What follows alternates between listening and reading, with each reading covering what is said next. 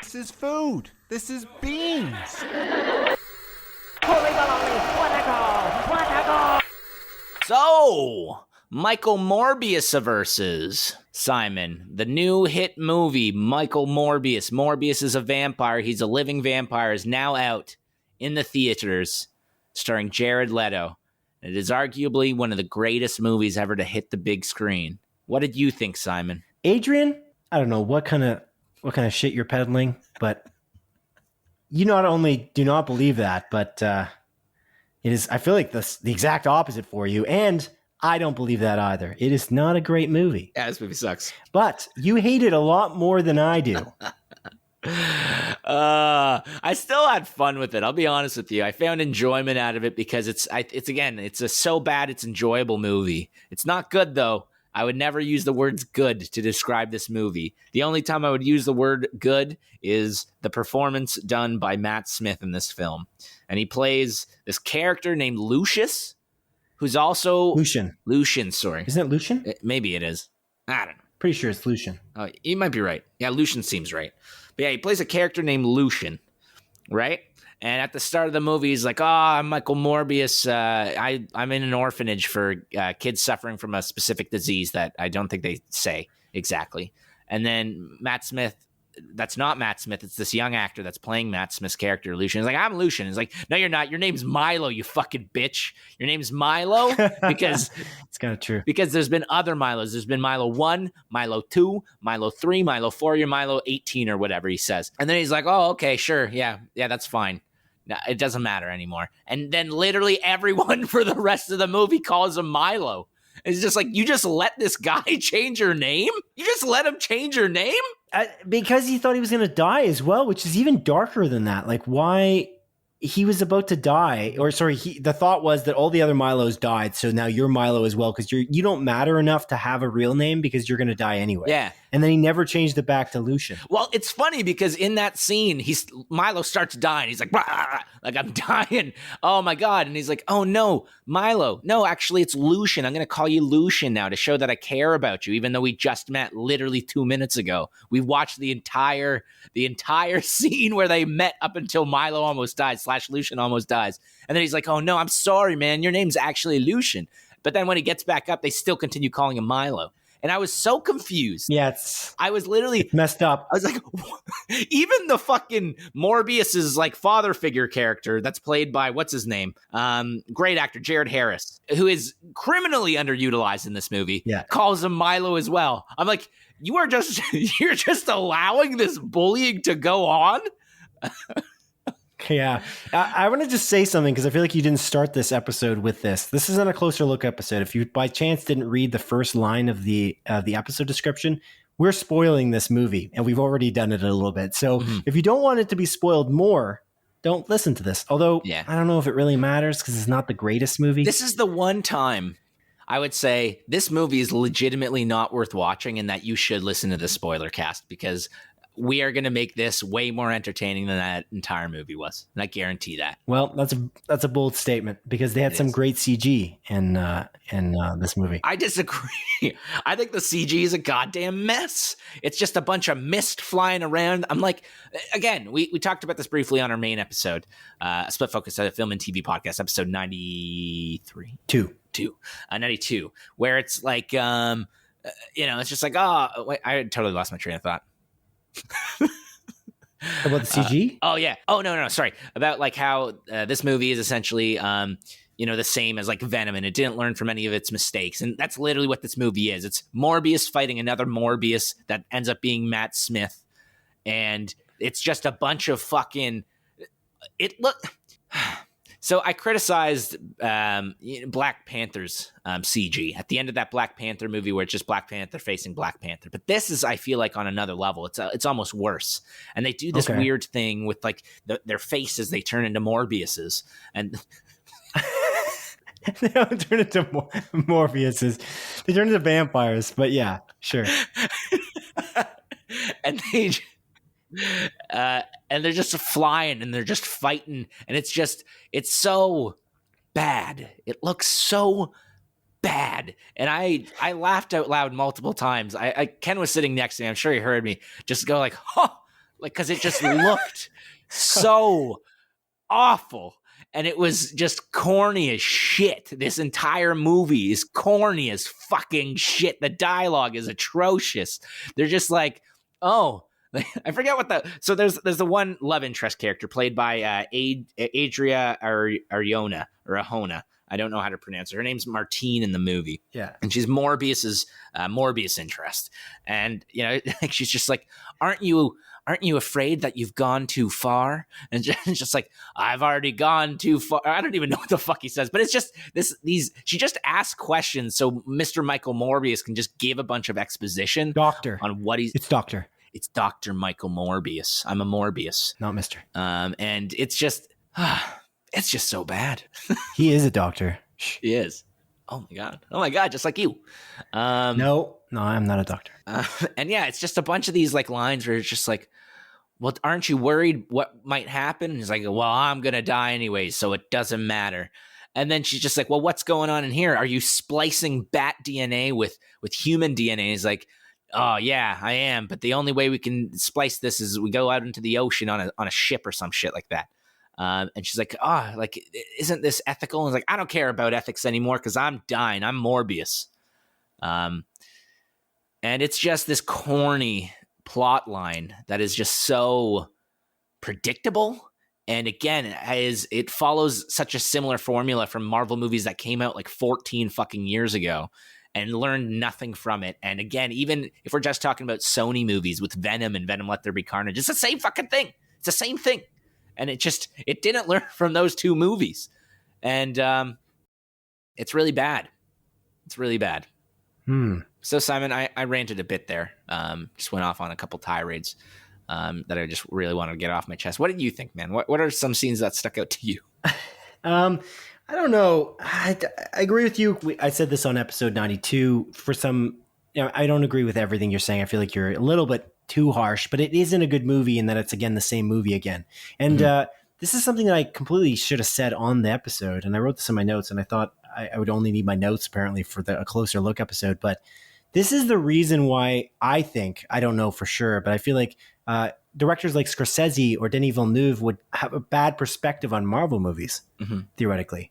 Because movies like this and Venom Let There Be Carnage and the Venom movie, they're just the same movie over and over again. They have no imagination and they just keep doing the same thing over and over again. It's just not good. It gives Marvel movies a bad name. It gives superhero movies a bad name. When you can create something like, even if you want to look at Marvel formula of reinventing the formula in a really positive way, Shang-Chi and the Legend of the Ten Rings, which I don't think is amazing. I think that it's problematic because it follows the same formula again.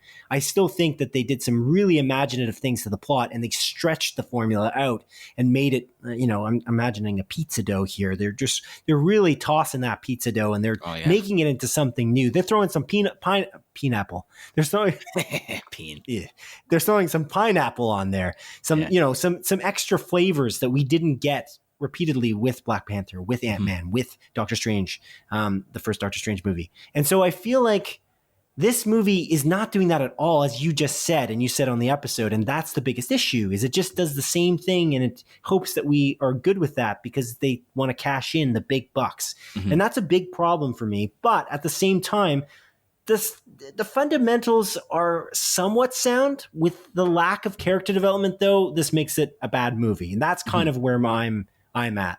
You can't be better than really average with, just cashing in on the Marvel Cinematic Universe, Marvel formula, without doing anything new. Yeah. And they did nothing new. And the things that they maybe tried to reinvent, they did poorly, I guess. When I was talking on the podcast on episode 92, and I said that the CG was kind of good, I meant more like the fight scenes, like the bullet time element of the first fight scene. I kind of thought that was pretty cool. I don't know. Something about the way they did the slow motion. I thought that was neat. You didn't think that was neat at all? That didn't strike you as, oh, that's pretty cool? No, not really. Okay. I like that. I just feel like it was done well there. But yeah, I don't know. If we just go right from that and just go into the thing that's like the biggest problem with this movie, and maybe I should again talked about it a bit more in 92, but the morality question. This guy is not a good guy. No. But they keep trying to make him seem like he's a good guy, but then they go back and try to make him seem like he's not a good guy. He throws up when he kills people, but then later on says that it's not his fault. And he kind of brushes past it. The cops are bumbling fools, and they literally say to him... Oh, my God. You can talk about that in a second, but they literally say to him, we don't care that you killed 8 men because they're mercenaries, but you did kill one woman, who is so happened to be a woman who does science, and we believe that she is a human, but the other ones aren't. Yeah, and then he's like, oh, I know that woman. Her name is Gertrude, and I've worked with her every single day for the past 8 years, and now her death is in my hands, and I feel awful about it. I want you to know that I feel awful about it, cops. I'm arrested right now in front of you guys, but I need blood, and I'm slowly, my face is literally morphing into slightly like a vampire. And you know what those cops do? They like raise their eyebrows. They're like, oh man, this is kind of wild. They're not like, what the fuck? Like, this guy's trying to get out of his restraints. And we just saw him, I feel like we just saw him fly up a stairwell. Should we maybe do something? Nah. No need. They had no reaction to that situation. They're like, whoa. That's pretty crazy. I feel like they reference Venom in this movie. I think like once or twice. Like, oh yeah, this is similar to the thing that's happening in LA or whatever. Yeah, and it's like just because this thing happened doesn't mean these things should be expected in this universe. You are literally watching this guy's face change in front of you, and you're like, oh wow, pretty crazy. Like they didn't react to it, and I was like, "Why? Why aren't you reacting to it, son? Not you, Simon, but these police officers."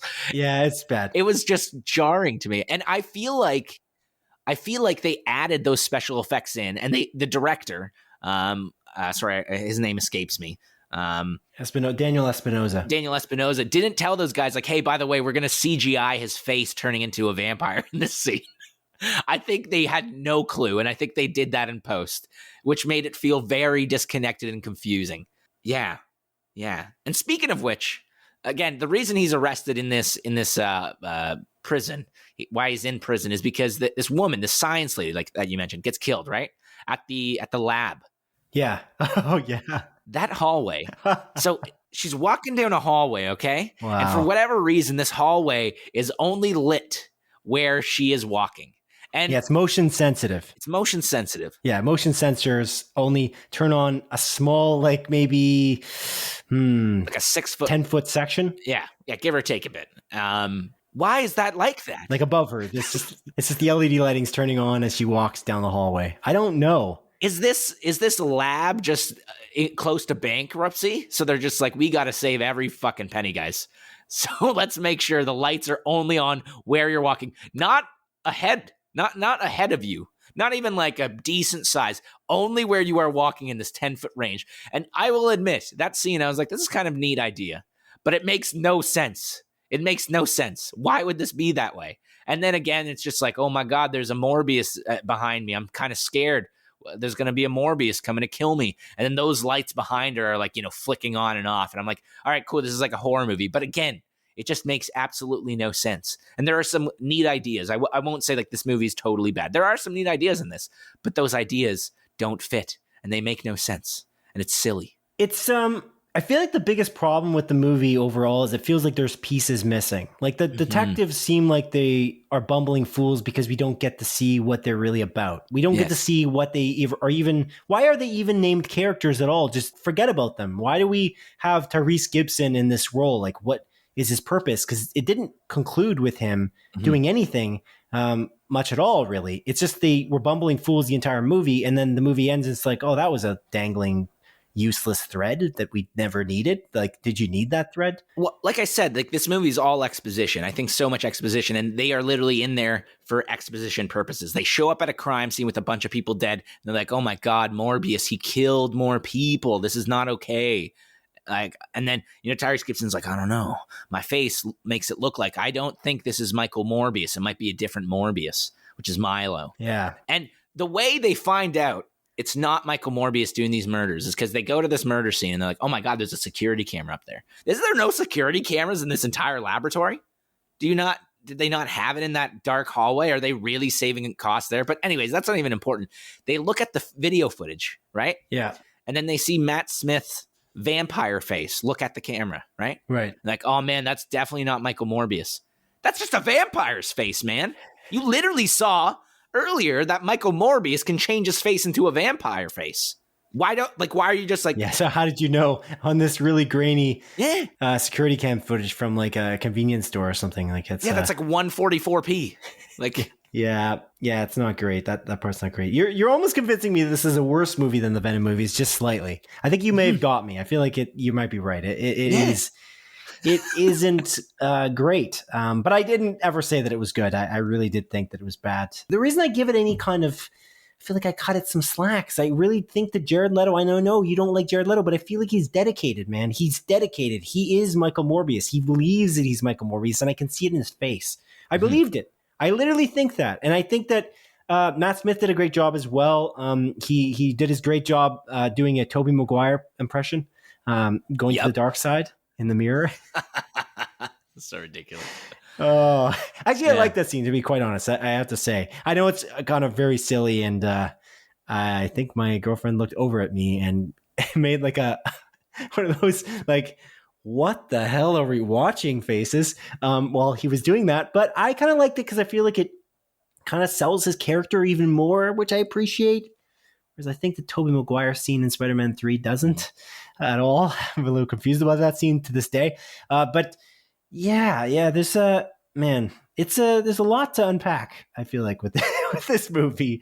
I think that Jared Leto is a saving grace. I know you don't love the guy, but I just think that he's dedicated and he believes he's that character, but he didn't have much to work with in terms of dialogue. And that's one of the big things I'd like to point out is I think by the end of this, the main problem with it is his morality and that he can kill 8 people and then be okay with himself. But he's not a villain, but then he is a villain. Then he's not a villain. He's a doctor who believes in the Hippocratic Oath, by the way, which was a line that I believe was taken out of the trailers and not placed in the movie itself.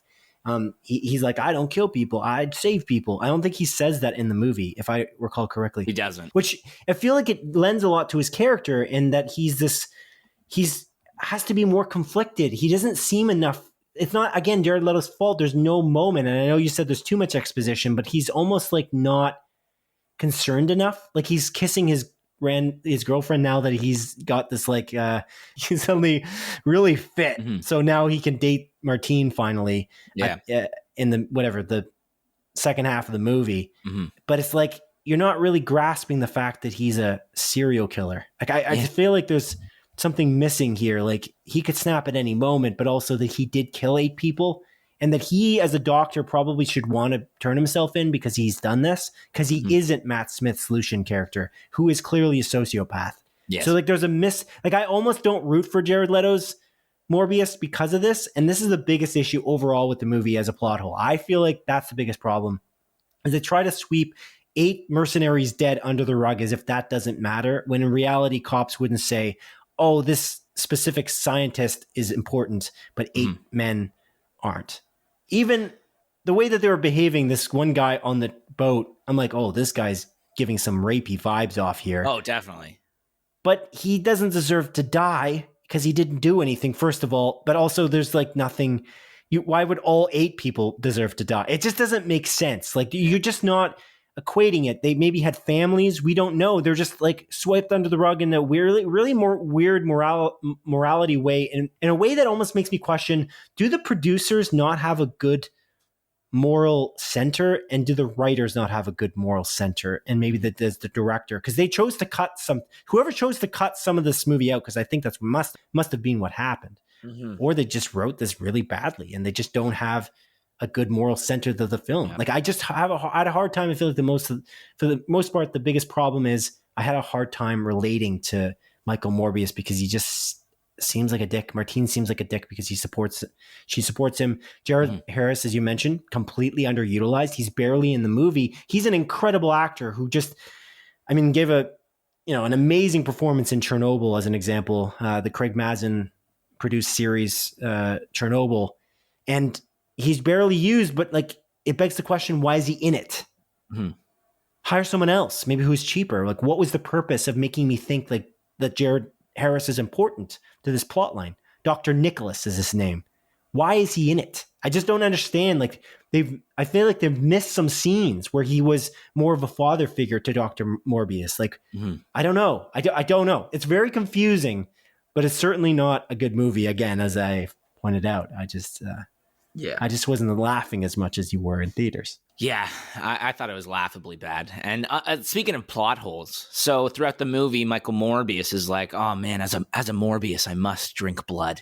But thankfully, I've invented artificial blood. But I can drink this artificial blood. But for whatever reason, this artificial blood is losing its potency by the hour or whatever. He's like, it initially lasted me 6 hours, but now it only lasts me 2 hours and 44 minutes or whatever the fuck he says. And then randomly he's like, by tomorrow, it's not going to last me at all. I was like, what is the timeline of this film? It's very confusing. But not only that, so at the end of the movie, Martina or whatever her name is, she gets Martine. She gets her like throat slit or whatever by Milo, and it's just like dying. Right after. Actually, hold up. I digress a bit because I'm gonna talk about Jared Harris's character. So Jared Harris's character gets killed off by Milo. Morbius makes it there just in time to see him die, and he's like, "Oh no, I'm so sorry that you did. This is so sad." And literally, the next scene is Martine getting killed. Literally, the next scene. It's not even like there's a brief minute. It's like there's no time to pause. There's no time to mourn this other character's death. This guy's dead. Whatever, right? So then he goes to Martine, and then Martine's like, I'm going to die, but you should drink my blood so it's not a waste. And I was literally thinking when Jared Harris's character was dying, I was like, why doesn't he just like drink his blood? Like this is going to solve the problem. He's going to die anyways, right? But he doesn't do it. And then the next scene, he does it with Martine, right? So he does it.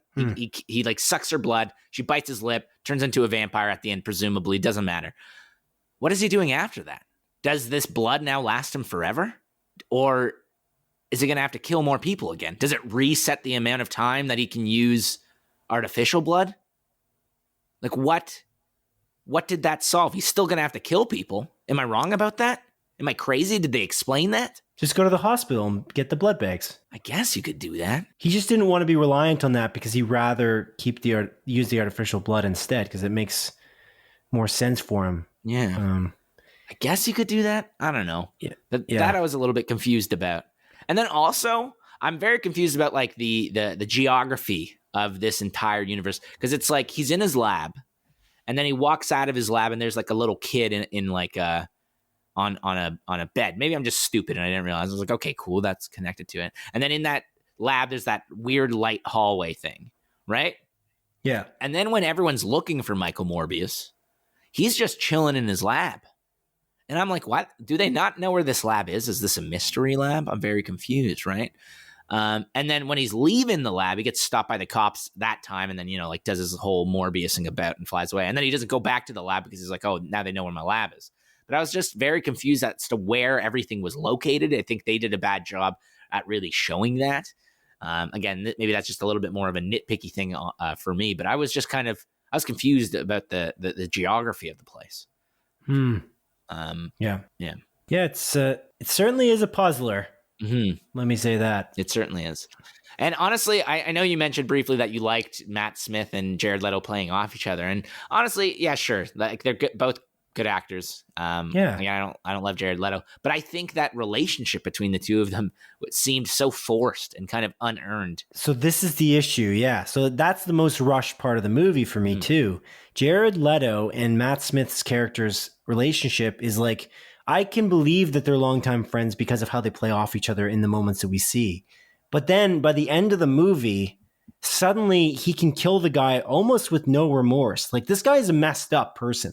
There's something wrong, but they're not showing that he is morally corrupt, even though we know Matt Smith is. But Jared Leto killing Matt Smith's character is just, it seemed like it's like that happened too quick. And then the movie just ended. It's like, you're not even mourning this at all. Like if we look back on, I can't do that because I don't want to spoil the movie, but there's certain movies in which a character that doesn't normally kill people, like a hero, kills someone and then they really are worked up about it. Certain superhero movies, etc. And it's like very, very dark and very kind of fitting for what that character is about.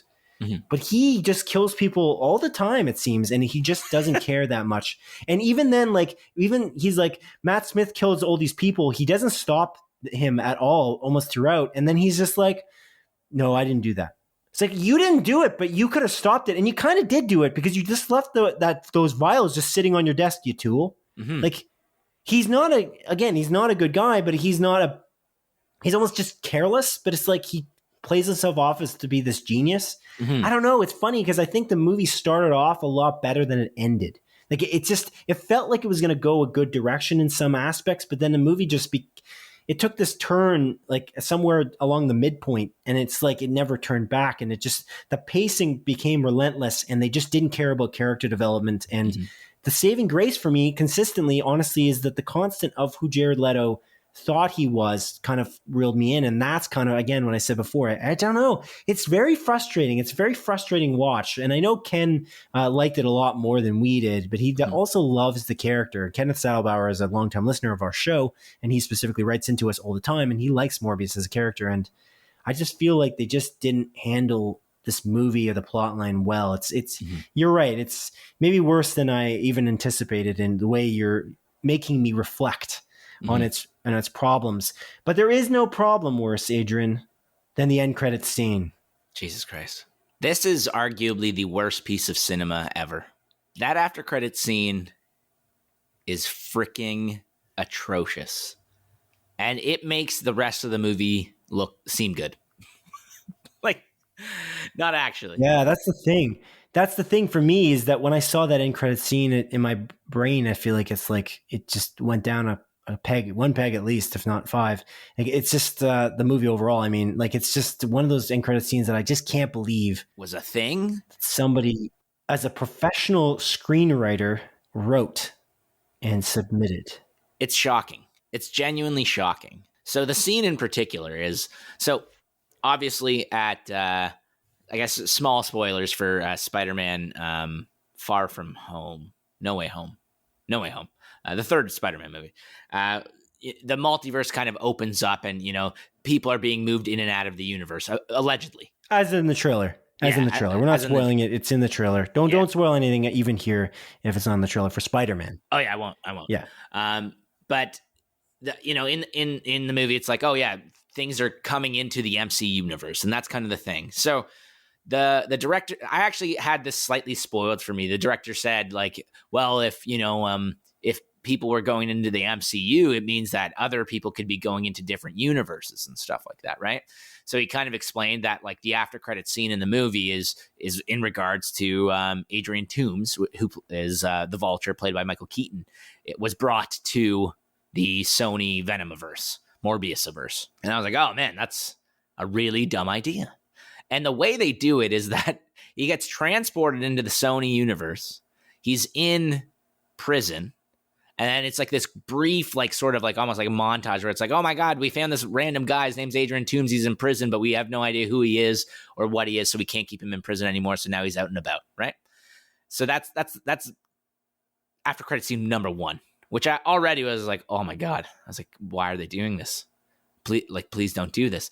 And then after credit scene number two, Simon, is Michael Morbius. He's Morbiusing about. He's just driving his Morbius mobile down this dark road. And he gets to this place, and he gets out of his Morbius mobile, and the Vulture is flying in. And he's like, oh my God, what is this? Morbius exclaims to himself. And the Vulture shows up in a different suit from Spider-Man Homecoming. So I guess presumably Adrian Toomes made another Vulture suit while in this Venom Morbiusiverse, and it's like, hey, Michael Morbius, I've heard about you Morbiusing about. I've heard a lot about you. I think a couple guys like us can do some good. And then Michael Morbius is like, that sounds intriguing. And then that's it. What? I think he said the words, we should team up. Oh yeah, something like that. That's the biggest problem. What do you mean we should team up? How lazy could you have written this? How lazy was that writing? Not only that, it's just like, oh, I came from another universe. I think Spider-Man had something to do with this. Why do you think Spider-Man had something to do with this? You were in prison. Why would you think Spider-Man, this kid that you know, well, actually, you don't know, really, is the cause for you being sent to a different universe. He's a high school kid that dated your daughter. Why would you jump to that conclusion? And there's so many other Avengers. There's so many wacky things in the universe he came from. Yeah. Literally. Yeah. The crazy stuff. There's magic there. Like, why would you not think it was like Doctor Strange who was on the news or even like Scarlet Witch as an example, who's also a magic user, or the God of Thunder. Who knows? It could be anyone. But no, it's a high schooler. What is going on? Like, why would he believe that? It makes no sense. But there's also it's weird, like the fact that they're brought into this universe, he's brought into this universe. Is Spider-Man in this universe? Or a version? Do they know who Spider-Man is? There's a Spider-Man poster in the trailer, and it's a Tobey Maguire Spider-Man outfit, presumably. That's what people think anyway. And in the trailer, he says, he says it in the movie. He says, I'm Venom, and he's joking, and then he just takes it back or whatever in the movie. Oh, no, I'm just kidding. I'm Michael Morbius. Nice to meet you, is what he says. Right. Which is awful. And then he's also, like, there's a whole weird combination of things that happen, and it's like, which Spider-Man universe is this? Because we've never seen Spider-Man in this world, and yet there's a crazy vampire guy just flying around. So is there a Spider-Man here? Is this in the... Well, like they show the Daily Bugle, right? On a newspaper. And that's the font and the exact same logo from the Tobey Maguire universe. So is this in the Tobey Maguire? Is it, or is it the Andrew Garfield one? Because the Andrew Garfield Oscorp building, apparently it's the same one. Like the Oscorp building looks the same, and Rhino is literally written at the top of the newspaper. Oh, maybe. And Rhino is only in one universe so far, and it's been Andrew Garfield's. So, but I mean, a lot of time has passed in the Tobey Maguire verse. So maybe it's that one, because again, that Daily Bugle font is the one from the Raimi movies. Yeah, but that much. Is there a Daily Bugle in the Andrew Garfield movies that we've seen? Let's see, Amazing Spider-Man. Because if it hasn't been, it doesn't really matter as much, I guess. But apparently, from what I understand, the Oscorp building, the font on the actual building, it's the same kind of logo as the Andrew Garfield one. That's what I was reading anyway. I'd have to go back and view it. But regardless of what it is, it's kind of just a mess anyway. It just doesn't make any sense, because where is Spider-Man? Like, that's the kind of the biggest question. Like, where did he go? And why is he a murderer in this universe according to the poster? Did they just do that to pull people in? It's like they fooled us with the marketing. Like, why are you trying to trick us, like, as an audience? Because you know it's a piece of shit movie. That's also why the reviews from, like, Rotten Tomatoes didn't aggregate in reviews until like the day before it came out. Yeah. Which is pretty shocking. It's kind of rare. Usually it's like a week before. It's currently sitting at a 17% as well. Yeah, it's not well reviewed at all. So the Daily Bugle from the Amazing Spider-Man universe is a different logo than the Tobey Maguire universe. That's even more confusing. It's very... Okay. Yeah, I don't know. That's even weirder. And not only that, if it is in the Tobey Maguire verse, are there two Venoms? Because they already did the Venom storyline, so this is now another Venom? I think it's Andrew Garfield. If they're going to bring anyone back, they're going to do Andrew Garfield. I don't think Tobey Maguire is as interested as Andrew Garfield in coming back, and there's been a lot of hype for Andrew Garfield. Oh, God. And I don't know. I think that the director talked about Andrew Garfield as well in an interview. Yeah. So I don't know. He was trying to say that he can't commit to anything because he would get shot or something like that, or some nonsense about how Sony would kill him. But yeah, he did mention Garfield, or he was asked about it, and he was very coy. So I would argue that it would be Andrew Garfield, but honestly, I wouldn't put it past them that they hadn't decided yet. Oh. And that they're just winging this completely as they go. Yeah. Like, it's ridiculous. In a villain movie in which it's Michael Keaton's Vulture and Morbius, and I guess Tom Hardy's Venom against Spider-Man, it just seems so blah. And especially because who's going to be writing it? Whoever Sony hires, presumably, and not whoever Marvel does. And that's the biggest issue with the Andrew Garfield Spider-Man movies, is they're just not really that well written, especially the second one. So I don't think they're going to do a good job if they bring more than like one villain into the Andrew Garfield Spider-Man movie, unless they hire writers and a director that's competent to like be a proper steward or proper stewards to this universe. I don't trust this. The Sony is just cashing in the big bucks. They're just cashing in the dollars, knowing that Venom is still selling tickets, even though it's, Venom and Venom Let There Be Carnage sold a lot of tickets, despite the fact that it was critically panned. Both of them were. And this movie probably is going to sell enough that they see the value, I guess. It made $17 million on Friday night, like on opening night. Yeah, I don't know if that's on a budget of, I think, 75. So I don't know if that's good or bad. I don't really understand. We'll see as it goes, I guess. But our theater certainly wasn't packed. No. It was no Spider-Man No Way Home. But they kind of ran Spider-Man into the ground a little bit, right? Marvel picked them up off their feet. Like Spider-Man, like Amazing Spider-Man, that series with Andrew Garfield, like it took a dive. Like it had less and less viewership because they just don't know how to handle their own universe. It's just guys who are in a room who are big wigs and like, you know what would be cool? Let's take a Vulture from Marvel and throw him in randomly into our universe because we can't let them have that. I wouldn't be surprised if they didn't even ask Marvel or like talk to Kevin Feige about this. I feel like they just did it. And they're like, well, there's nothing they can do. Yeah. I'm fairly confident in that because I feel like if anything, if Kevin Feige had anything to do with this, he'd be like, please, God, no. Like, don't do this. Just don't.